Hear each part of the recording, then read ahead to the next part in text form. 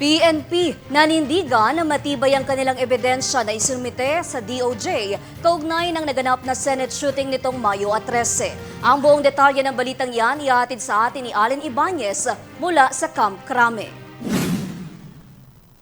Muling iginit ng Philippine National Police na matibay ang kanilang mga isinumite na ebidensya sa Department of Justice kaugnay ng mga isinasagawang investigasyon sa putukan sa Senado nitong Mayo 13. Kasunod dito sa sinabi ni Suspended Officer in Charge, Sergeant at Arms Retired Major General Mao Plasca na splice ang mga videong inilabas ng DILG at PNP sa nangyaring palitan ng putok sa pagitan ng USAA at NBI. Ayon kay PNP spokesman Brigadier General Randall Tuanyo, ang kanilang mga ebidensyang inihain ay nakabatay sa facts, evidence at due process alinsunod sa batas. Naipasa na ng Philippine National Police sa DOJ yung nasabing ebidensya. Ito po yung kabuuan ng information, CCTV footages at iba pa.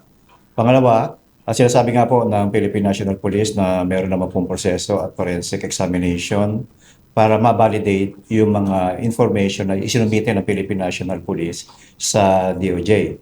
Ang matibay po ang paninindigan ng Philippine National Police kaugnay ng mga ebidensya na isinumite sa DOJ na ito po ay nakaangkla sa facts, evidence at due process.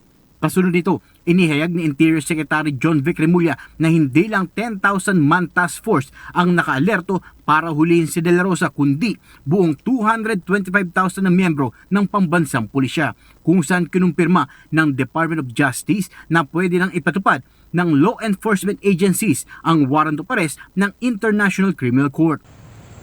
Una nang sinabi ni CIDG Director Major General Robert Alexander Morico II na alam na nila kung saan patungo ang SUV na sinakyan ni De La Rosa nang lumabas ito ng Senado nitong Mayo 14.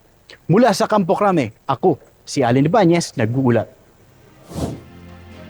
Maraming salamat sa iyo, Allen Ibanez.